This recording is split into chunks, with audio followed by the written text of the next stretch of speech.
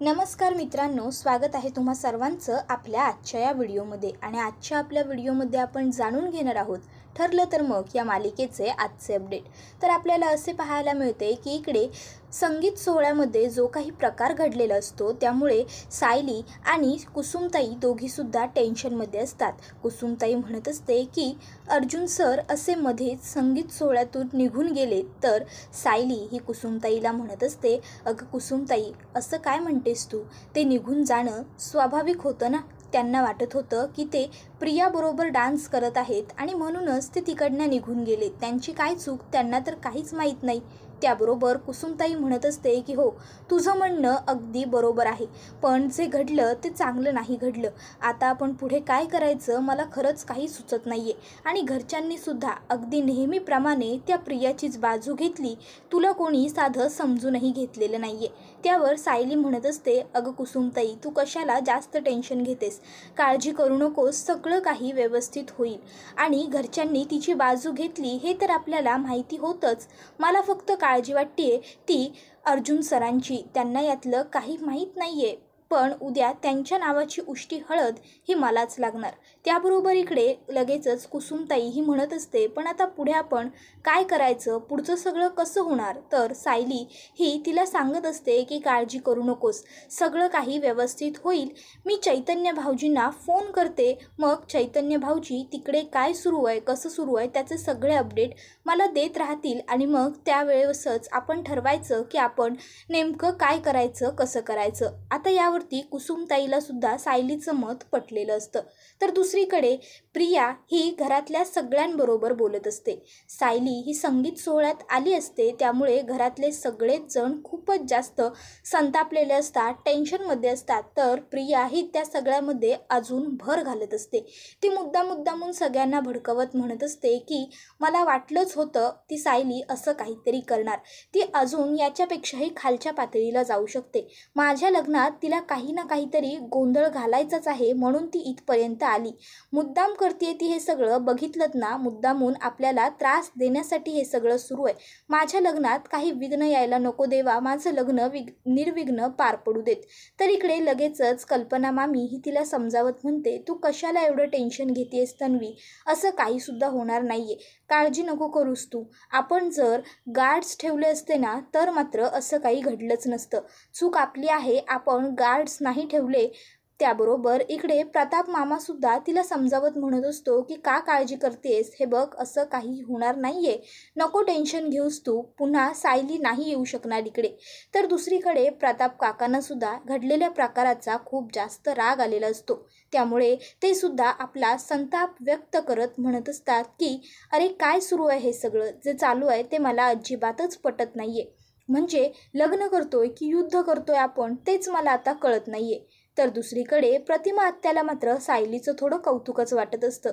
प्रतिमा आत्या ही म्हणत असते, पण खरंच सायलीचा किती निर्धार आहे, म्हणजे बघा ना, एवढं सगळं घडूनही ती पनवेलमधून नाशिकापर्यंत आली, ते सुद्धा फक्त अर्जुनसाठी। आता प्रतिमा आत्याने असं म्हटल्यानंतर सगळेजण फक्त प्रतिमा आत्याकडे बघतच राहतात की प्रतिमा आत्या हे काय म्हणते आणि ती सायलीचं कसलं कौतुक करते। त्याबरोबर आता इकडे प्रताप हा म्हणायला लागतो, अगं हे कसलं कौतुक करतेस तू प्रतिमा, हा कसला बिनकामाचा निर्धार केलाय तिने, काय गरज आहे ह्या सगळ्याची। त्याबरोबर पुढे कल्पना मामीसुद्धा म्हणत असते, हो नाहीतर काय, काय गरज आहे या सगळ्याची। आता सगळेच जण टेन्शनमध्ये असतात की पुढे आपण काय करायचं कसं करायचं, हे लग्न निर्विघ्नपणे कसं पार पडायचं, काही झालं तरी उद्याचं लग्न हे व्यवस्थितच झालं पाहिजे, हे सगळं सगळ्यांच्या डोक्यात सुरू असतं। तर प्रियाच्या डोक्यात मात्र काहीतरी वेगळंच सुरू असतं। तर दुसरीकडे आता कल्पना मामी म्हणत असते की गार्ड्स ठेवायला पाहिजे आपण, जर गार्ड्स असतील तर मात्र ती सायली गेटच्या आतच येऊ शकणार नाही। आता दुसरीकडे इकडे गार्ड्सचा विषय निघाल्यावर प्रिया मनात म्हणत असते की गार्ड्स तर ठेवले होतेच, पण इथे नाही, सायलीच्या घराच्या बाहेर, मग गार्ड्स असूनसुद्धा ती सायली पनवेलपासून इथे नाशिकापर्यंत कशी काय पोहोचली, बरं मी आलेच जरा 1 मिनिटात असं म्हणत लगेचच प्रिया ही तिकडनं बाजूला येते. त्यानंतर तिथे आसपास कोणीही नाही आहे या गोष्टीचा ती आढावा घेते आणि लगेचच साक्षीचा नंबर डायल करते. आता प्रिया साक्षीला फोन करते. त्याबरोबर आता इकडे साक्षी ही शांतपणे प्रियाचा फोन उचलते, कारण तिला घडलेल्या प्रसंगाबद्दल काहीसुद्धा माहीत नसतं. ती आता म्हणत असते हा बोल, तर दुसरीकडे सायलीला सुद्धा चैतन्याचा फोन आलेला असतो. आता सायली ही लगेचच चैतन्याचा फोन आहे घाईघाईत चैतन्याचा फोन रिसीव करत असते आणि हा हॅलो चैतन्य भाऊजी असं म्हणत असते. तर आता चैतन्य हा सायलीला विचारत असतो, सायली वहिनी अगं काय आहे हे सगळं, कुठं आहेस तू? संगीत सोहळा पार पडला पण तू कुठंही दिसली नाही आहेस. त्यावर सायली ही त्याला सांगत असते, चैतन्य भाऊजी शांत व्हा पहिले आणि मी काय सांगते ते ऐकून घ्या. चैतन्य म्हणत असतो, अगं वहिनी अर्जुनचं संगीत झालं सुद्धा आणि तू आलीचच नाही, कुठे आहेस तू, तू का आली नाही? त्यावर सायली ही चैतन्याला सांगत असते, चैतन्य भाऊजी मी म्हटलं ना तुम्ही शांत व्हा, अहो मी तिथंच होते संगीत सोहळ्यात, पण तुम्ही लगेचच अर्जुन सरांबरोबर निघून गेलात, त्यामुळे तुम्हाला काहीसुद्धा माहीत नाही. चैतन्य म्हणतो, काय तू तिथेच होतीस? त्याबरोबर सायली पुढे त्याला सांगायला लागते की हो मी संगीत सोहळ्यातच होते आणि मग ती पूर्ण प्रकार जो काही घडला होता संगीत सोहळ्यात तो काही चैतन्याला सांगायला लागते. ती सांगते की कसं तिने मुद्दामून प्रियाच्या कपड्यावरती खाल्लेलं उष्ट सांडवलं, त्यानंतर प्रिया कशी चिडली, तिचा कसा संताप झाला आणि मग तिने सायलीला कसं ते ड्रेस साफ करून आणायला सांगितलं. त्यानंतर नंदिनीच्या मदतीने सायलीने कसं प्रियाला तिच्याच खोलीमध्ये कोंडून ठेवलं आणि स्वतः तिच्या जागी छान व्यवस्थित तयार होऊन नटून मेहंदीसाठी खाली आली आणि मग तिचं आणि अर्जुनचं संगीत कसं पार पडलं वगैरे काही सगळं सायली ही शांतपणे आता चैतन्याला सांगते. हे एवढं सगळं घडलं आणि मला माहीतसुद्धा नाही असं चैतन्याला वाटत असतं. मग सायली ही चैतन्याला समजावून सांगते की चैतन्य भाऊजी अहो तुम्हाला या सगळ्यातलं काही माहीत नाही आहे, कारण की तुम्ही यांच्या मागोमाग लगेचच तिकडनं निघून गेला होता असं म्हणते. त्याबरोबर चैतन्य हा सायलीला विचारत असतो, सायली वहिनी मग आता मी सगळं काही अर्जुनला सांगू का? त्यावर सायली ही चैतन्याला सांगते की नाही चैतन्य भाऊजी ही लढाई ही माझ्या एकटीची आहे आणि मला ती एकटीलाच लढायची आहे, त्यामुळे यातलं तुम्ही यांना अजूनही काही सांगू नका, सगळं काही व्यवस्थित होईल, तुम्ही काळजी करू नका, तुम्ही आहात ना माझ्यासोबत असं सुद्धा सायली आता चैतन्याला म्हणत असते. तर दुसरीकडे प्रियाने साक्षीला कॉल केलेला असतो आणि आता त्या दोघी एकमेकीबरोबर बोलत असतात. आता इकडे प्रिया ही प्रचंड चिडलेली असते, तर साक्षी ही तिला सांगत असते माझ्याबरोबर ह्या अशा भाषेत बोलायचं नाही, पहिला तर तू तुझा आवाज थोडा कमी कर आणि त्यानंतर काय घडलं आहे ते सगळं काही मला व्यवस्थित शांतपणे सांग. त्याबरोबर प्रिया ही तिला सांगत असते की तुझे जे गार्ड्स आहेत ना, जे तू सायलीच्या खोलीबाहेर ठेवले होतेस, त्यांनी आपल्या हाताला मेहंदी लावून घेतली आहे आणि त्याच्यावरती साखर पाणी लावत बसलेत असं म्हणते. त्याबरोबर पुढे आता साक्षीला काही कळत नसतं, त्यामुळे प्रिया ही तिला सगळं काही अगदी उलगडून सांगत असते. ती सांगत असते की सायली पनवेलमधून इथे नाशिकपर्यंत येऊन पोहोचलेली आहेत आणि तुझ्या गार्ड्सने अजून काहीसुद्धा केलेलं नाही आहे, कदाचित त्यांना तर अजून ही गोष्ट माहीतसुद्धा नाही आहे. आता हे ऐकल्याबरोबर लगेचच प्रिया ही म्हणायला लागते की अगं असं कसं काय घडलं, उद्या जर लग्नात काही प्रॉब्लेम झाला तर? त्याबरोबर आता साक्षी ही तिला म्हणत असते की हे बघ हे सगळं काही ना तुझ्यामुळेच होत आहे, तुला काय गरज होती पनवेलमधून उठून तिकडे नाशिकमध्ये जाऊन बसण्याची? हे तुला माहीत आहे ना की इथे सगळ्या गोष्टी आपल्या कंट्रोलमध्ये घडू शकतात, मग तरीसुद्धा तू का गेलीस? त्यावर इकडे प्रिया म्हणत असते हो का, कंट्रोलमध्ये घडू शकतात का? अगं मला वाटलं की त्या सायलीला पनवेल सगळं माहीत आहे, पण तिला नाशिकातलं काहीसुद्धा समजणार नाही आणि म्हणूनच हा एवढा नाशिक प्रकरणाचा घाट घातला ना आपण, आणि आता सगळं काही तू माझ्यावरती लोटून कशी गं मोकळी होतेस? त्याबरोबर पुढे साक्षी ही प्रियाला म्हणत असते की आता पुढे काय करायचं आहे ते सांग. त्याबरोबर प्रिया म्हणत असते की बंदोबस्त करावा लागेल आपल्याला ती सायली या सगळ्यात न येण्यासाठी. त्यावर लगेच प्रियाला साक्षी सांगत असते की तू एक काम कर, तू इकडे ताबडतोब निघून ये पनवेलमध्ये आणि आमच्या एका फार्म हाऊसवरती तुम्ही लग्न करा, मी त्या फार्म हाऊसवरती सगळी काही तयारी करून ठेवायला सांगते. त्याबरोबर इकडे लगेचच प्रिया म्हणत असते वा वा वा, अर्जुन सुभेदारचं लग्न कुठे? तर महिपत शिखरेच्या फार्म हाऊसवरती. हे मी ज्यावेळेस घरात जाऊन सांगेन त्यावेळेस सगळेजण मला हारच देतील नाही का, सन्मान करतील, सत्कार करतील माझा. त्याबरोबर लगेच पुढे साक्षी चिडून म्हणत असते की तू काय मला स्वतः समजतेस का? हे बघ, मला या सगळ्याची पूर्वकल्पना आहे आणि ते फार्म हाऊस माझ्या किंवा अण्णांच्या नावावरती नाही आहे. त्या फार्म हाऊसजवळ आमचा दोघांचाही कोणताही लीगल संबंध नाही आहे. त्यामुळं कोणालाही कळणार नाही की ते फार्म हाऊस कोणाचं आहे. त्यामुळे गुपचूप तिकडे ये आणि लग्न कर. आणि जर तुला तसं करायचं नसेल तर मग तुला जे करायचं आहे ते तू कर. आता मला यातलं काही सांगू नकोस, पण एक गोष्ट लक्षात ठेव प्रिया, उद्या अर्जुनने मंगळसूत्र तुझ्या गळ्यातच घातलं पाहिजे. उद्या तुझंच लग्न अर्जुन बरोबर झालं पाहिजे, नाहीतर मग. त्याबरोबर प्रिया लगेचच इकडून म्हणायला लागते, अगं कशाला चिडतेस तू साक्षी? तू जे म्हणतेस ते योग्य आहे आणि मला ते पटत सुद्धा आहे. उद्या मी लगेचच इकडनं निघते आणि येऊन लग्न हे तुझ्याच फार्म हाऊसवरती होईल. तू प्लीज चिडू नकोस ना. हॅलो साक्षी, ऐक ना. अगं साक्षी ऐक. पण तोपर्यंत साक्षीला प्रियाच्या हा अशा उद्धट बोलण्याचा, उर्मट वागण्याचा राग आलेला असतो आणि रागामध्ये तिने फोन कट केलेला असतो. आता इकडे साक्षीने फोन कट केलेला असतो तरीसुद्धा इकडनं प्रिया ही हॅलो करतच असते. साक्षीला प्रियाचा राग आलेला असतो, पण तरीसुद्धा ती तिच्या लग्नाची सगळी तयारी करून ठेवायला तिच्या माणसांना सांगून टाकते. तर दुसरीकडे आता इकडे प्रिया ही थोडी शांत होते आणि त्यानंतर ती लगेचच सगळ्यांच्या समोर यायला निघालेली असते. तर इकडे चैतन्यसुद्धा त्या ठिकाणी आलेला असतो. आता प्रिया ही धावत पळत तिकडे आलेली असते. आता लगेचच पुढे प्रिया आल्याबरोबर सगळेजण टेन्शन व्यक्त करत असतात की आता आपण काय करायचं वगैरे. त्याबरोबर प्रिया ही सगळ्यांना सांगत असते की मला एक सोल्युशन सापडलेलं आहे. आता आपण इथे थांबायचंच नाही, आपण आता सरळ जायचं, ते म्हणजे माझ्या एका मैत्रिणीच्या फार्म हाऊसवरती. तर चैतन्यला लगेचच प्रताप काका विचारायला लागतात, चैतन्य अरे कुठे होतात तुम्ही दोघंसुद्धा? आणि काय प्रकार आहे हा? कुठे निघून गेलात असे अचानक? आणि अर्जुन कुठं आहे आत्ता? त्याबरोबर लगेचच इकडे चैतन्य हा सांगायला लागतो की काही नाही प्रताप काका, अर्जुन हा त्याच्या खोलीमध्ये आहे आणि मी सुद्धा मघाशी लगेचच अर्जुन गेला त्यामुळे त्याच्या मागे त्याच्या खोलीकडेच गेलो होतो. तर आता प्रिया ही सांगायला लागते की आता आपण लगेचच पनवेलला जायला निघायचं. माझं आणि अर्जुनचं लग्न हे तिकडेच माझ्या एका मैत्रिणीच्या फार्म हाऊसवरतीच होईल.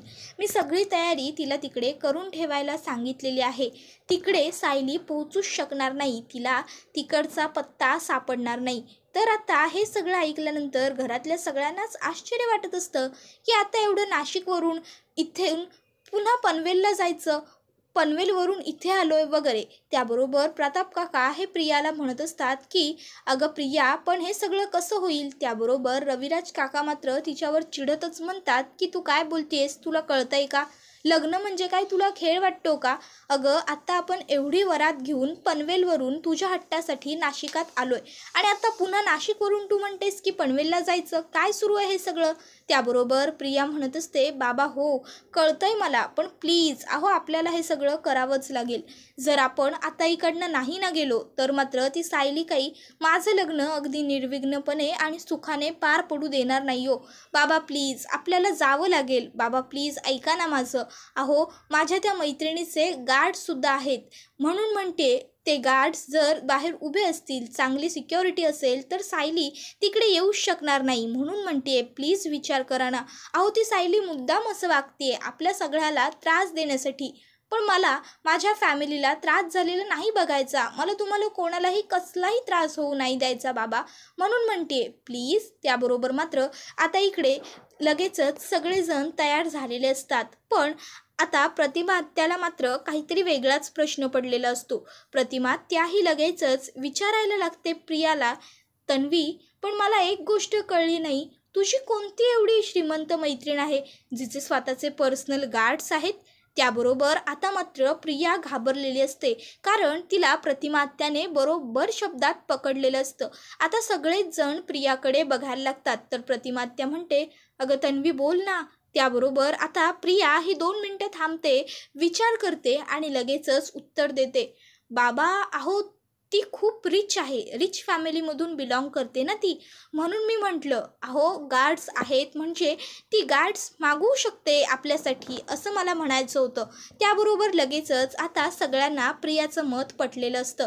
प्रिया म्हणत असते की चला आता निघूया आपण, आमचं लग्न हे उद्या तिच्या फार्म हाऊसवरतीच पार पडेल आणि हळदसुद्धा तिकडेच होईल. आता हे सगळं रविराज काकांना काही पटत नसतं, पण पुढे ते म्हणतात जर तन्वीचा आनंद यामध्ये आहे तर मात्र मला ही गोष्ट मंजूर आहे.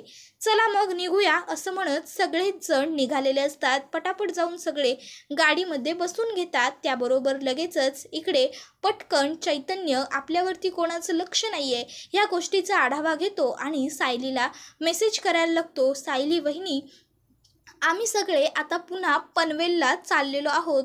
आता प्रियाचं आणि अर्जुनचं लग्न हे पनवेलला होणार आहे. मी तिथला पत्ता तुला मेसेज करून सांगतो. आता हा मेसेज करून तो सुद्धा पटकन जाऊन गाडीमध्ये बसून घेतो. तर इकडे सायली ही लगेचच तो मेसेज बघते आणि सायलीला सुद्धा आनंद झालेला असतो की आता बरं झालं हे लोक पुन्हा पनवेलला चालली आहेत. तर आता लगेचच इकडे कुसुमताई तिला विचारत असते की काय मेसेज आहे ग सायली. तर सायली ही कुसुमताईला मेसेज वाचून सांगत असते चैतन्य सरांनी सांगितलंय की पुन्हा ते लोक नाशिकमधून पनवेलला चाललेले आहेत आणि पनवेलला प्रियाच्या कोणत्या तरी मैत्रिणीचं फार्म हाऊस आहे म्हणे, तिकडेच ते लोक लग्नाची सुद्धा व्यवस्था करणार आहेत.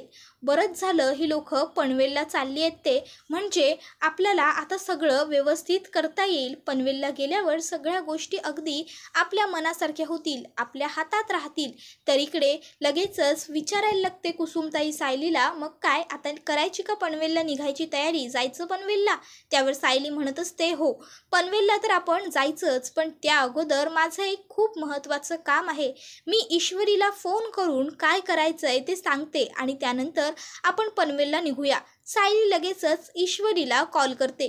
तर दुसऱ्या दिवशी इकडे सगळेजण हे पनवेलमध्ये पोहोचलेले असतात आणि आता अर्जुनची आणि प्रियाची हळद असते. प्रिया सगळ्या गार्ड्सना जवळ बोलवते, सायलीचा फोटो त्यांच्या हातांमध्ये देते आणि त्यांना सांगत असते ही मुलगी कितीही फालतू असली दिसायला तरीसुद्धा ती खूप चलाक आहे. तिला काही झालं तरी ह्या गेटच्या आत सोडायचं नाही आणि आलेल्या प्रत्येक गेट्सचे इन्व्हिटेशन कार्ड चेक करायचे आणि त्यानंतरच त्यांना आत सोडायचं. इतक्यात प्रियाला सायलीसारखी ड्रेस घालून जात असलेली एक मुलगी दिसते. प्रिया तिच्या गार्ड्सना सांगते लवकर त्या मुलीला पकडून इकडे माझ्याकडे आणा. सायली येत होती का इकडे, पकडली ना शेवटी तिला, या इकडे. त्याबरोबर ते गार्ड्स त्या मुलीला पकडतात, पण ती मुलगी सायली नसून कोणीतरी दुसरीच असते. आता हे बघितल्यानंतर प्रिया लगेचच सॉरी मला वाटलं ती मुलगी दुसरीच आहे, सॉरी सोडून दे तिला असं म्हणते. त्याबरोबर ते गार्ड्स लगेचच त्या मुलीला सॉरी मॅडम म्हणत तिचे हात सोडतात आणि तिकडनं निघून जातात. तर प्रिया ही तुम्ही दोघं इकडे काय करताय, जा तुमच्या जागेवर उभे राहा आणि लक्ष ठेवा असं बाकी दोन गार्ड्सना सांगते. त्याबरोबर ते बिचारे गार्ड्स हे काही न बोलता तिकडनं पहारा लावण्यासाठी निघून जातात. तर हे सगळं काही वरती उभा राहून नागराज काका बघत असतो. नागराज काका हा म्हणत असतो ही प्रिया त्या सायलीला इतकी घाबरतीये, ते लहान मुलं घाबरतात ना, गाबुल बुवा आला रे आला, अगदी तसंच. तर दुसरीकडे नागराज काका हे सगळं बघतात आणि मग लगेचच तिकडनं खाली यायला निघालेले असतात. तर प्रिया ही टेन्शनमध्येच आतमध्ये आलेली असते. आता आतमध्ये इकडे सगळी काही हळदीची तयारी सुरू झालेली असते. तर सायलीने चैतन्यला फोन केलेला असतो. सायली ही चैतन्याबरोबर फोनवरती बोलत असते आणि ती त्याला सांगत असते चैतन्य भाऊजी तुम्ही काही काळजी करू नका, तिथे हळदीची कितीही जोरात तयारी सुरू झाली तरीसुद्धा सरांची उष्टी हळद ही मलाच लागणार आहे. त्याबरोबर आता चैतन्याला कळत नाही की हे सगळं कसं काय होणार. चैतन्य सायलीला लगेच विचारतो वहिनी कसं काय. तर सायली ही चैतन्याला सांगते चैतन्य भाऊजी तुम्ही का टेन्शन घेताय या सगळ्या गोष्टींचं, अर्जुन सरांची उष्टी हळद मलाच लागणार आणि यासाठी सगळी तयारी मी करून ठेवलेली आहे. आता तुम्हाला पुढे पाहायला मिळेलच की काय घडणार आहे आणि कसं घडणार आहे ते. त्याबरोबर चैतन्य म्हणतो बरं ठीक आहे. त्यानंतर सायली चैतन्याला सांगते की मी थोड्या वेळात तुम्हाला व्हिडिओ कॉल करते, मला बघायचं आहे की हे हळदीसाठी कसे तयार झालेत. तर दुसरीकडे रविराज हे हळदीची तयारी बघत असतात. तर नागराज हा मुद्दामून गुपचूप प्रियाला घेऊन एका खोलीत येतो आणि तो तिला सांगत असतो की अगं ते लहान मुलं भूताला गाबुलबुवाला घाबरतात तशी तू त्या सायलीला घाबरतेस. कुठूनही ती सायली येईल असंच तुला वाटतंय. किती टेन्शन आहे तुझ्या चेहऱ्यावरती. जरा शांत हो, रिलॅक्स राहा. लग्न तुझं आहे आणि एक गोष्ट लक्षात ठेव, आज अर्जुनने तुझ्याच गळ्यात मंगळसूत्र घातलं पाहिजे. अगदी सुनामी आली, आंधी आली, तुफान आलं, काही झालं तरीसुद्धा. नाहीतर मग तुझी गाठ आमच्याशी आहे. जर तुझा आम्हाला काही फायदा नाही झाला तर मात्र तुझं ॲक्सिडेंट होऊ शकतं, तुझ्या आईवडिलांचं झालं तसं, आणि त्यातून तू वाचणार सुद्धा नाहीस. तुझं प्रेतसुद्धा सापडणार नाही असं तो म्हणत असतो. तर दुसरीकडे चैतन्य हा अर्जुनकडे आलेला असतो आणि तो अर्जुनची समजूत घालत असतो की अरे अर्जुन असा का बसतोयस, सगळं काही व्यवस्थित होईल. अर्जुन मात्र अगदी निराश झालेला असतो. इतक्यात सायली व्हिडिओ कॉल करते आणि मग चैतन्य हा अर्जुनला म्हणतो, छान स्माईल कर बरं अर्जुन, बऱ्याच दिवसात तू हसलेला नाही आहेस. त्याबरोबर इकडे सायलीसुद्धा म्हणत असते, हसा ना सर. आणि मग चैतन्याच्या सांगण्यावरून अर्जुन हा छान स्माईल देतो. अर्जुनला हसताना बघून सायलीसुद्धा खूप जास्त भावूक झालेली असते. तर दुसरीकडे पुन्हा एकदा प्रियाने साक्षीला कॉल केलेला असतो आणि तू लावलेले पहारेकरी व्यवस्थित पहारा करतील ना. त्या दिवशी जसे सायलीच्या घरी पहारेकरी ठेवलेले तसे तर हे नाहीत ना. त्याबरोबर आता इकडे साक्षी ही तिला वॉर्न करते की जर तू मला परत फोन केलास ना प्रिया तर याद राख, मी तिथे येऊन तुझं थोबाड फोडेन. त्यानंतर ती फोन कट करते. आता इकडे हळदीसाठी प्रिया आलेली असते, अर्जुन आलेला असतो, कल्पना मामी, प्रतिमा, त्या दोघीसुद्धा मिळून त्यांचं औक्षण करून घेतात. हळदीचा प्रोग्राम हा सुरू झालेला असतो. प्रियाचं लक्ष मात्र सायली कुठून येत नाहीये ना याच गोष्टीवरती असतं. आता हळद लागल्यानंतर अर्जुनला ही प्रियाऐवजी तिथे सायलीच दिसत असते. मग सायली ही अर्जुनच्या जवळ येते, अर्जुनच्या गालाला हळद लावते आणि त्याला स्माईल कर असं सांगून पुन्हा तिच्या जागेवरती जाऊन बसते.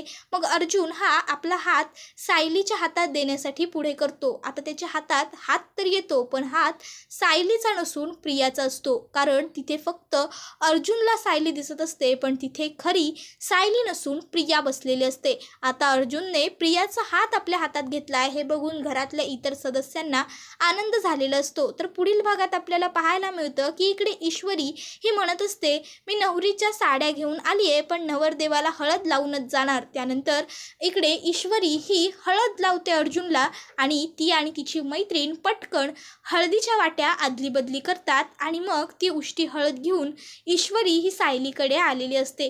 तुमची कधीपासून वाट पाहतीये असं ईश्वरीला सायली सांगत असते. तर ईश्वरी ही तिला विचारत असते, आमची वाट पाहत होतीस की अर्जुन सरांच्या उष्ट्या हळदीची. त्यानंतर लगेचच इकडे ईश्वरी, कुसुमताई ह्या सायलीला हळद लावतात आणि हा एपिसोड इथेच संपतो. आता पाहणं तर हे रंजक ठरणार आहे की अर्जुनची उष्टी हळद सुद्धा सायलीलाच लागणार, पण मग आता नक्की अर्जुनची बायको कोण होणार? सायली बनणार मिसेस सायली अर्जुन सुभेदार की प्रिया बनणार मिसेस तन्वी अर्जुन सुभेदार? पाहण्यासाठी आपल्या चॅनलला सबस्क्राईब करा आणि बेल आयकॉन प्रेस करायला विसरू नका. थँक्यू.